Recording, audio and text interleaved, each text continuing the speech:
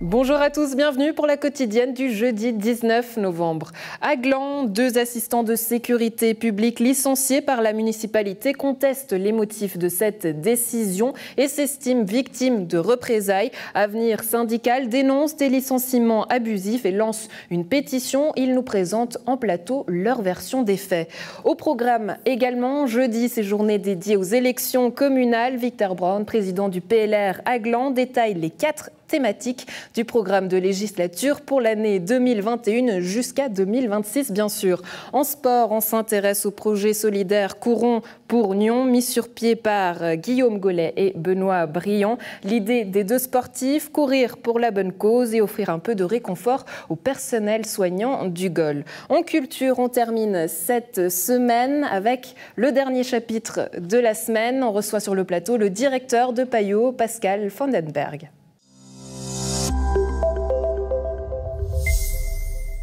À Gland, 2 employés de la ville ont été licenciés avec effet immédiat selon la municipalité qui jusqu'ici ne s'est pas prononcée dans la presse en évoquant le bien de l'état de droit. Les 2 assistants de sécurité publique auraient commis des fautes graves. Or, selon les 2 employés concernés, ces licenciements sont abusifs et visent à régler d'autres problèmes. David Andenmaten, bonjour. Merci d'être avec nous. Vous êtes le secrétaire syndical d'Avenir Syndical. Aujourd'hui, jeudi 19 novembre, vous avez organisé une conférence de presse. Quel était l'objectif et pourquoi avoir convoqué la presse? Donc l'objectif, c'est de communiquer à la population cette situation qui est grave du point de vue des droits fondamentaux de la Suisse. En effet, nous considérons que la liberté syndicale fait partie des droits fondamentaux qui doivent être garantis dans une démocratie.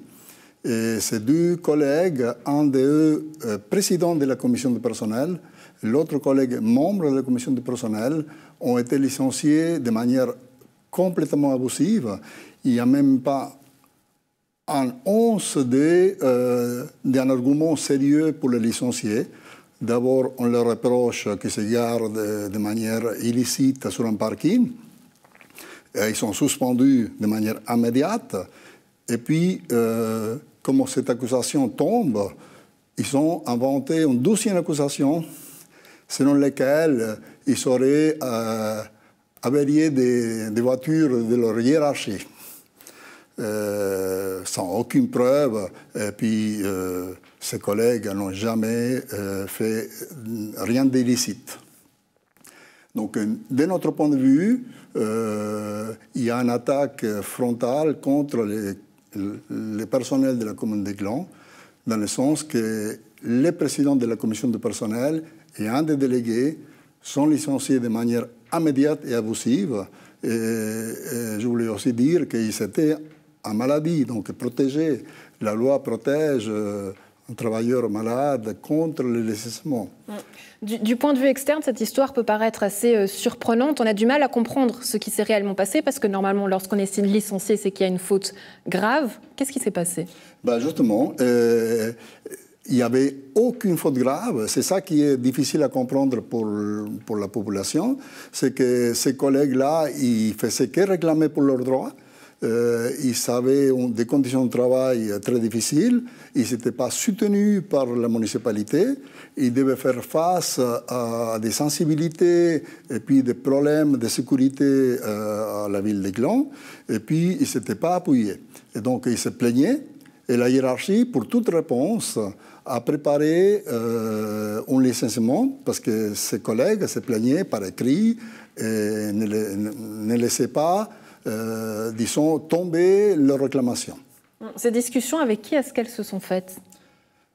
Les discussions principales sont faites avec la hiérarchie directe, donc M. Raval, qui ne supportait pas la contradiction.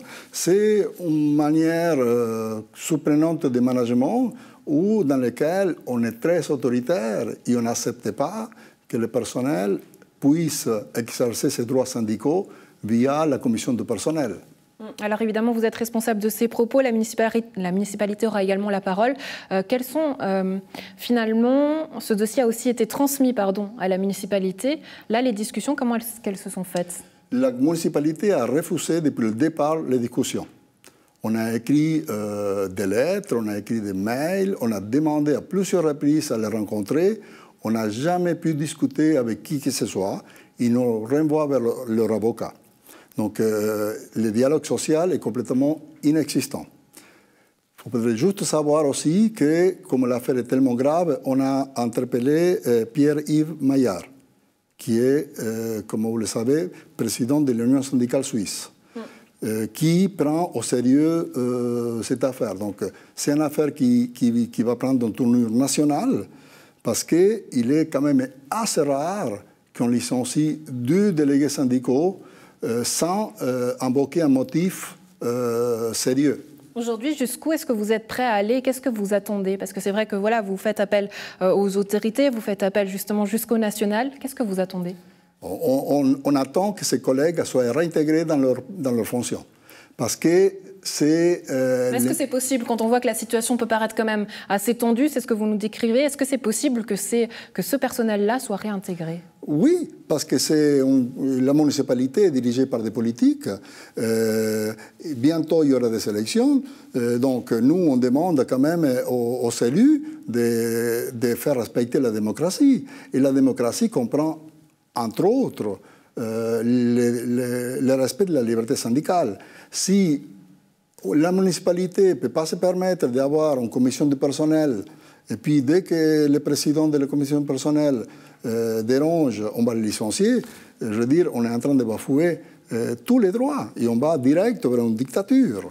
Donc selon vous, quels sont les motifs qui auraient conduit justement à cette décision? C'est que ces décisions finalement sont un prétexte. Qu'est-ce que ça cache? Ça cache directement la pugnacité de ces 2 délégués pour poser sur la table des problèmes du personnel.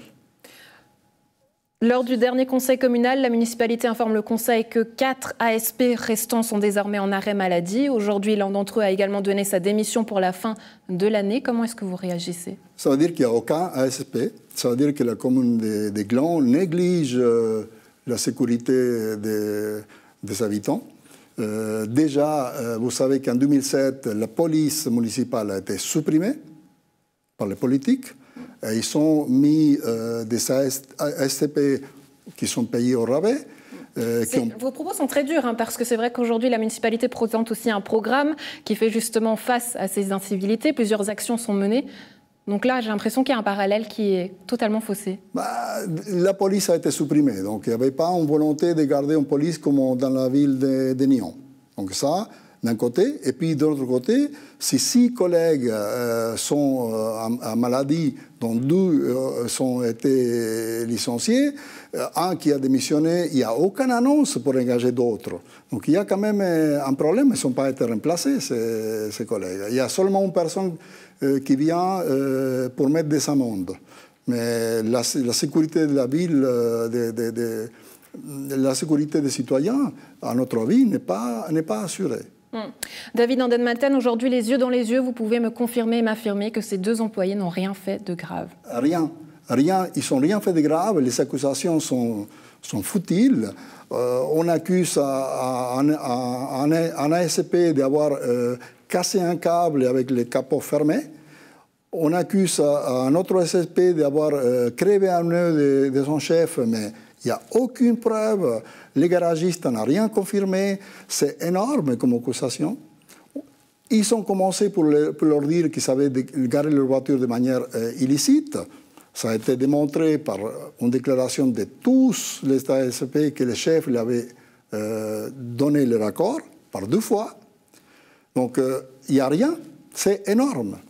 Aujourd'hui, votre syndicat, qu'est-ce qu'il attend? J'imagine une discussion avec la municipalité? On demande une discussion depuis le départ, on demande, on aimerait pouvoir trouver une issue, négocier, on aimerait pouvoir discuter et rétablir la démocratie dans la commune. Juste pouvoir que la démocratie ne soit pas seulement pour pouvoir aller voter, c'est que les droits du personnel soient respectés. David Andermatten, secrétaire syndical d'Avenir Syndical, merci beaucoup d'avoir répondu à nos questions. Merci à vous.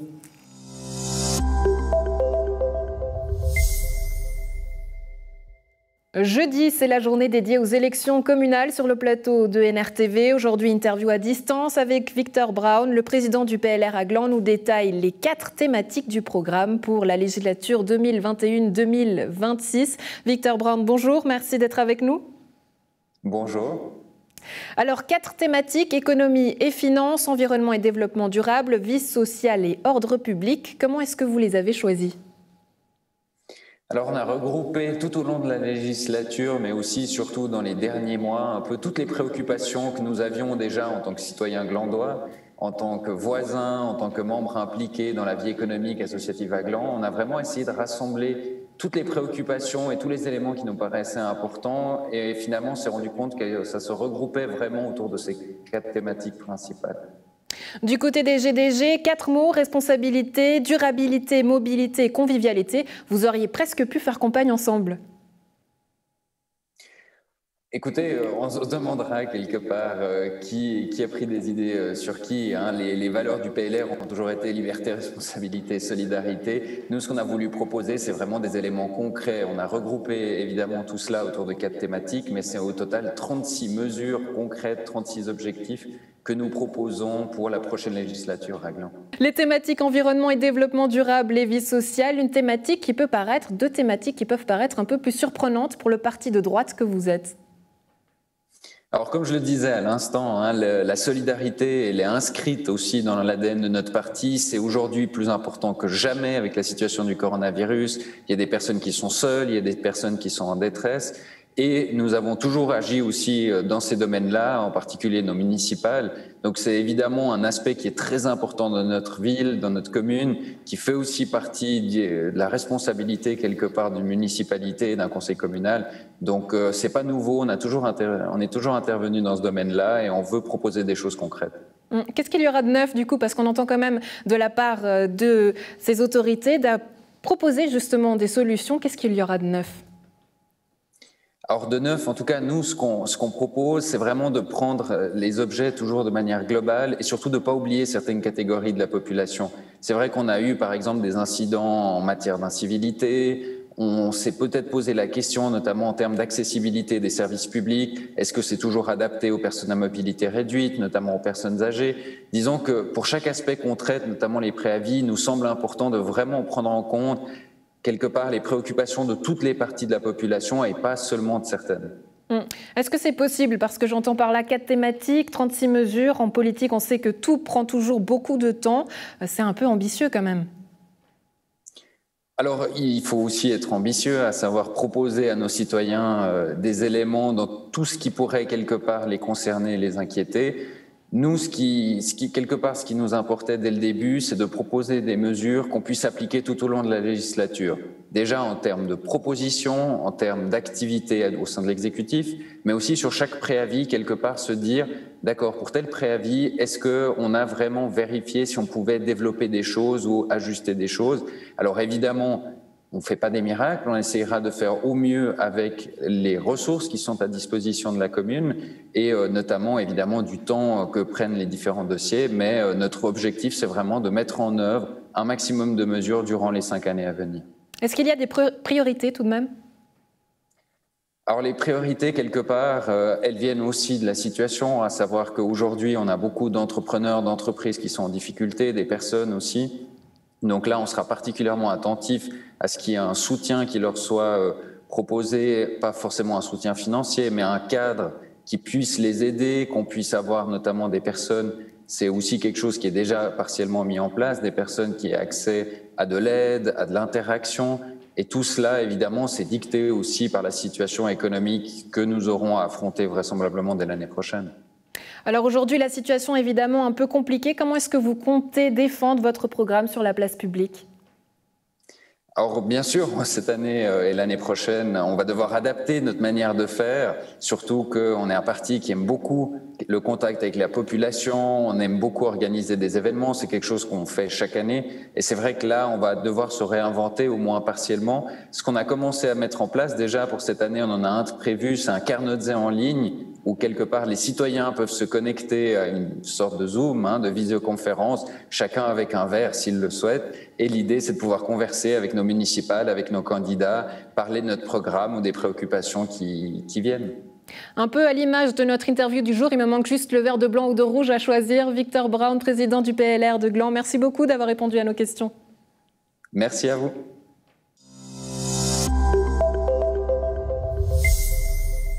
Courons pour Nyon, c'est le nom du projet qu'ont lancé 2 sportifs de la région nyonnaise pour soutenir le personnel soignant de l'hôpital de Nyon. Guillaume Gollet et Benoît Briand, salut messieurs, merci d'être avec moi. Salut, merci. Alors, vous avez lancé ce projet Courons pour Nyon. Guillaume, le concept du projet, qu'est-ce que c'est? C'est une course caritative. Après, c'est vrai que les conditions font qu'on ne peut pas faire ça tous ensemble en même temps. Donc on s'est dit, voilà, nous par exemple, on s'est lancé le défi de faire un marathon. Puis on s'est dit, voilà, pourquoi ne pas embarquer en fait plein de gens avec nous dans ce mouvement-là et puis récolter de l'argent pour une bonne cause finalement. Alors comment est-ce qu'on récolte cet argent? On court, chacun pour soi au final, et puis on essaie de trouver des parrains. C'est exactement ça. Notre idée, ça commence le 15 novembre, ça a commencé le 15 novembre et ça va jusqu'au 15 décembre. Chaque coureur peut s'inscrire sur notre site internet et ensuite mettre le nombre de kilomètres qu'ils vont faire. Et c'est 2 francs par kilomètre couru. Et du coup, après, ils peuvent faire le versement le 15 décembre. Comment ça se passe? Est-ce qu'on peut faire plusieurs courses? Est-ce qu'on court une seule fois? Il faut courir le plus possible. Les gens courent autant qu'ils veulent? Alors voilà, c'est clair que maintenant, on est vite, mine de rien, vite dépassé un peu par l'événement, dans le sens où nous, on avait prévu plutôt que les gens s'entraînent et fassent une performance, entre guillemets. Après, c'est vrai qu'on a eu déjà des demandes pour des personnes qui voulaient faire plusieurs fois 10 km, par exemple. De toute façon, le but, je pense, c'est d'aider une bonne cause. Donc après, si les gens ils veulent s'organiser différemment, tant qu'après, ils arrivent à trouver des sponsors qui sont prêts à assumer. Par exemple, on a une personne qui s'est inscrite pour 80 km. Elle ne va pas les faire d'un coup. Mais après, voilà, tant qu'elle a les sponsors qui suivent, nous, forcément, je pense qu'on est ouvert à cette démarche-là. Un système très libre, basé beaucoup sur la confiance. Comment est-ce qu'elle est venue, cette idée? On sait que vous faites du foot et ça vous démangeait un petit peu de ne plus faire de sport. C'est ça. Guillaume joue à Nyon, je joue à Terre-Sainte. Dû à la situation, on n'a plus les entraînements le soir, donc on ne savait pas trop quoi faire. Et l'idée à la base, on s'était dit avec Guillaume qu'on allait partir pour un marathon, faire une grande distance. Puis on s'était dit, au final, si on fait une grande distance comme ça, pourquoi pas le faire pour une bonne cause? Et c'est de fil en aiguille que l'idée est venue. Et la bonne cause, c'est pour l'hôpital de Nyon. Mais vous n'allez pas tout simplement verser cet argent, il y a une idée bien plus précise qui se cache derrière. Non, c'est clair, parce que c'est vrai que des causes à aider ou des commerces qui sont en difficulté, on en entend beaucoup dans les médias, etc. Donc c'est clair que c'est compliqué aussi à trouver une seule cause finalement. Donc on s'est dit, voilà, nous, on veut déjà remercier les gens qui se sont donné beaucoup de peine, qui ont eu des horaires particulièrement chargés, des conditions de travail plus difficiles que d'habitude, etc. Donc on a pensé en priorité à l'hôpital de Nyon. Après, c'est clair que maintenant, encore une fois, on verra l'ampleur que finalement le projet peut prendre, mais on est tout à fait ouvert après à avoir ce genre d'action finalement pour d'autres organisations. On a déjà pensé par exemple aux EMS aussi qui sont très sollicités. Je sais qu'il y avait eu les distributions alimentaires aussi durant le premier confinement. Donc il y a pas mal d'idées en fait qu'on a si on arrive à récolter en fait finalement beaucoup d'argent. Et le but du projet, c'est justement d'offrir des déjeuners à ce personnel soignant en faisant aussi fonctionner le commerce local finalement. C'est ça. C'est l'idée. Après, de nouveau, comme Guillaume l'a dit, ça dépendra pas mal des sous qu'on va récolter, mais c'est l'idée, c'est d'apporter à tout le personnel sur site à l'hôpital de Nyon, en leur offrant un petit moment de bonheur avec un croissant. Et on a même reçu récemment quelqu'un qui voulait nous offrir des pommes avec, donc c'est top. Ouais, le mouvement prend de l'ampleur. Quelle ampleur est-ce qu'il a actuellement? Il y a déjà des chiffres qu'on peut articuler, des promesses de dons après 2-3 jours assez impressionnantes. C'est vrai que c'est super. Franchement, on est hyper emballé. Après moins de 2 jours, on a, je crois, plus ou moins 3 000 francs de promesses de dons. On a déjà plus ou moins 200-300 francs de dons physiquement. Donc c'est vrai que ça pourrait aller relativement haut, relativement vite. Donc voilà, à nous de nous adapter et puis de réussir à bien communiquer maintenant sur ce qu'on va faire. Puis comment pouvoir remercier tout le monde en fait. Ça, c'est aussi ça qu'on réfléchit maintenant. 3 000 francs, ça sert pour 1 mois de déjeuner pour tout le personnel de l'hôpital. L'objectif, c'est quoi ? C'est une bonne question. Je pense qu'il n'y a pas vraiment un objectif pécunier. Je pense que c'est de rapporter le plus de sous pour remercier tous ces gens qui travaillent vraiment beaucoup durant cette période. L'objectif, c'est de récolter le plus d'argent, je pense, et en touchant le plus de monde possible. Vous vous êtes arrêté à 3 mois maximum de déjeuner et vous avez dit, voilà, si jamais on arrive à obtenir plus de 9 000 francs, on ferait quelque chose d'autre. Tu sais déjà, Guillaume, vous avez déjà une autre idée derrière la tête? Alors, après, l'histoire des 3 mois, des 1 mois, voilà, encore une fois, c'est pas forcément 1 mois de petit déjeuner, mais c'est vraiment qu'on puisse, comme il y a toujours des tournus en fait à l'hôpital, donc ils sont plus ou moins 300 en présence, mais ils sont plus de 1000 employés. Donc on se disait que si on offre par exemple 300 petits déjeuners, on n'arrive pas à toucher tout le monde, donc c'est dommage. Donc voilà, c'est pour ça qu'on s'était dit plus ou moins 3 000 francs, on arrive normalement à faire une bonne dizaine de petits déjeuners, et puis du coup ça peut être sympa. Mais après, sinon, clairement, voilà, on a déjà aussi des contacts pour faire peut-être... on a entendu des projets à Genève qui ont financé des repas, financé des nuits d'hôtel pour le personnel ou des choses comme ça. Donc, voilà, on est ouvert aussi aux propositions, clairement. Et le projet est soutenu et il y aura encore certainement d'autres propositions qui vont venir, puisque ça ne fait que commencer. On rappelle, c'est juste du 15 novembre au 15 décembre. Finalement, vous participez aussi, vous allez aussi courir, c'est pas juste organisé. C'est ça. Du coup, on a quand même maintenu l'idée de faire un marathon. Normalement, on devrait y arriver. Vous deux, ensemble. C'est ça. Donc, on va faire 42 km le samedi 12 décembre. Du coup, il faut qu'on commence à s'entraîner. Et puis après, avec une arrivée un peu symbolique à l'hôpital de Nyon. Et avec une tenue aussi un peu particulière. Ouais, alors ils ont généreusement offert une blouse. Magnifique. Donc on va se faire ça un peu déguisé. Après, on va pas se charger non plus. C'est quand même 42 km à courir. Donc il va falloir s'accrocher quand même un moment. Et Guillaume m'a dit que vous avez passé passablement de temps à organiser tout ça. Donc maintenant, place à l'entraînement, messieurs. Et bravo pour ce que vous faites et merci d'être venu sur le plateau. Merci à toi. Beaucoup, c'est super.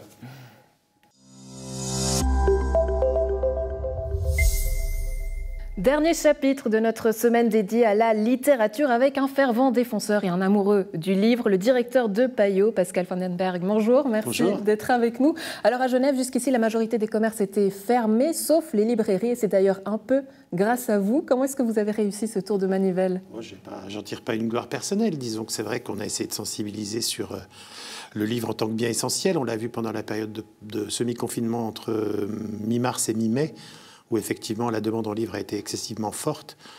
Les gens restant chez eux, Netflix, ça va bien quelques jours, les réseaux sociaux, ça va bien quelques heures.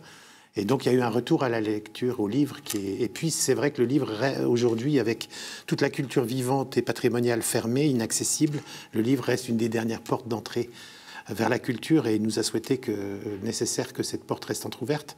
Et donc, c'est vrai que c'est une victoire morale, en tout cas, d'avoir le livre connu comme un bien essentiel. Alors on va parler de cette essentialité d'ici quelques instants, mais on pourrait dire que pour vous, pour Payot, finalement, c'est un peu facile puisque vous êtes le géant première librairie francophone de Suisse, donc vous avez forcément un peu d'influence auprès des autorités, vous le voyez comme ça? C'est pas seulement à ce titre-là, j'ai été pendant 4 ans président du Trade Club de Genève, qui est l'association des grandes enseignes de Genève, donc c'est beaucoup à ce titre-là que je me suis exprimé, mais c'est vrai aussi que voilà, j'entretiens des relations régulièrement. Je ne suis pas le seul avec Thierry Apotello, qui est le chef du département culture, enfin cohésion sociale dont la culture, et qui est quelqu'un de très à l'écoute du livre et de la lecture. Et puis voilà, mais je n'ai pas une influence, je ne considère pas avoir le bras si long que ça pour pouvoir obtenir ce genre de choses à moi tout seul, vous voyez.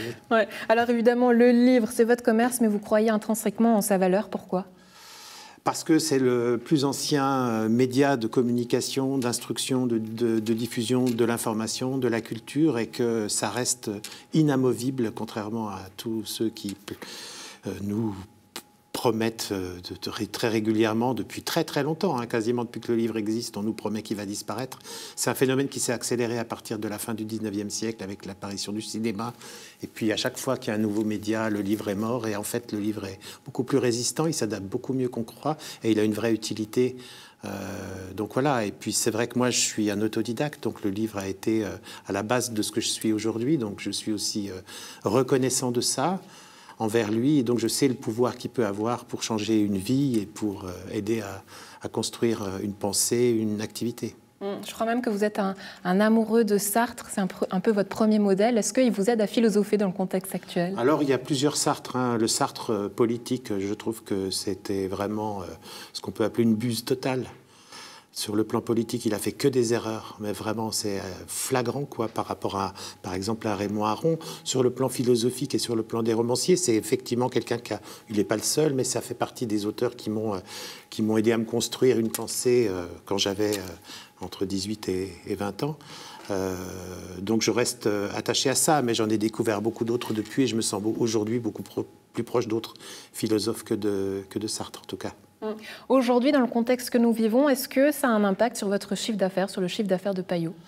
Oui, alors il y a eu plusieurs effets. C'est vrai que le livre va plutôt bien. Les 2 dernières années avaient été bonnes. Bon, là, il y a eu cette rupture avec le Covid. Et puis, c'est vrai qu'il y a eu d'un seul coup ce retour au livre d'un certain nombre de gens qui se sont retrouvés à finalement revenir vers le livre pendant la période de semi-confinement, avec des ventes en ligne qui ont explosé, qui nous ont permis de compenser une partie de l'activité perdue par la fermeture de toutes les librairies à l'époque. Et puis, depuis le déconfinement, on voit que je pensais que les ventes en ligne retomberaient à un niveau bas. Elles sont restées très élevées. Et les magasins vont très bien aussi. Donc on voit qu'il y a une vraie croissance du livre en tant que tel. C'est pas seulement le cas chez Payot, c'est le cas chez tous les libraires de Suisse romande. La différence, c'est que nous, on a un site internet qui est assez important. Mais même pour les autres, depuis le 11 mai, les croissances sont quand même importantes. Ça veut dire que c'est un marché qui a du rebond et une capacité effectivement à trouver de nouvelles forces. Donc pour l'instant, ça va bien. L'inquiétude, elle est plutôt sur la fin de l'année, mais ça, c'est pas spécifique à la librairie. C'est spécifique à tous les commerces parce qu'on a depuis quelques années une concentration des ventes de Noël qui se fait sur les 4 derniers jours, du 20 au 23. Alors d'habitude, les magasins sont bondés, puis on vit avec, même si on préférait que ce soit autrement. Mais cette année, c'est juste pas possible. Alors c'est vrai que j'attire vraiment l'attention. Je suis aussi président du Trade Club vaudois maintenant, donc qui rassemble les grandes enseignes du commerce. Et à ce titre-là aussi, certaines enseignes font 30 à 40% de leur chiffre d'affaires de l'année sur le mois de décembre. Donc rater décembre serait une catastrophe pour eux. Et deux moyens, je dirais, pour la population d'aider les commerces en cette période difficile, c'est d'une part d'anticiper au maximum les achats de Noël. Les achats de Noël faits avant le 15 décembre seront vraiment autant de prix pour fluidifier les derniers jours. Puis la deuxième chose, évidemment, c'est d'acheter en local et de privilégier les commerçants locaux plutôt que les commerçants étrangers.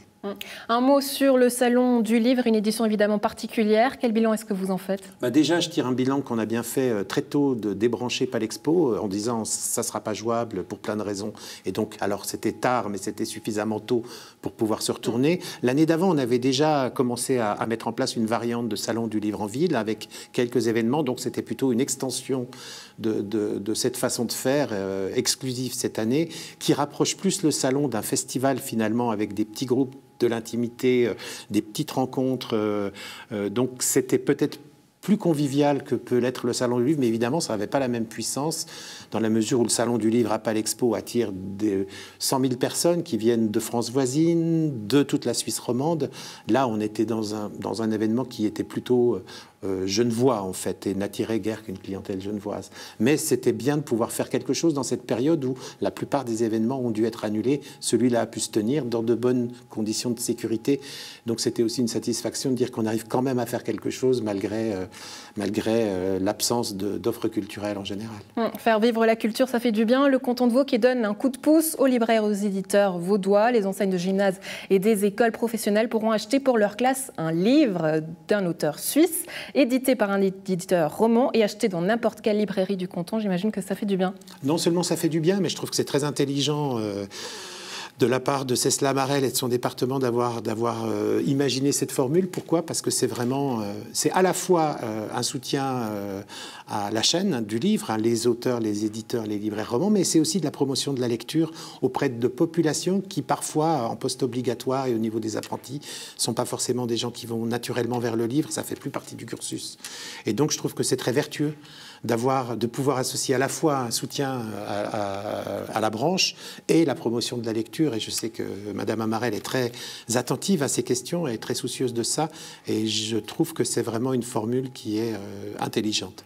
Et aussi un soutien aux éditeurs, aux écrivains locaux de la région, ça fait du bien. Dernier conseil que vous pourriez nous donner, un conseil lecture peut-être ? Alors là, des lectures qui sont parfois un petit peu coriaces pour d'autres, mais je suis en train de finir l'énorme biographie de Churchill qui vient de sortir. Alors moi, je Je suis quelqu'un qui a beaucoup d'admiration, pas pour tout, hein, lui aussi, sur le plan politique, il a commis pas mal d'erreurs, ou en tout cas des choses sur lesquelles je ne peux pas rejoindre, mais cette notion de courage, cette manière de s'engager est quelque chose qui mérite aujourd'hui qu'on regarde, parce que je trouve que dans notre monde, le courage est sans doute une des vertus les moins partagées, et c'est un exemple de courage, et ça c'est quelque chose qui pour moi est un modèle. Pascal Vandenberg, directeur de Payot, merci beaucoup d'avoir été avec nous. Merci.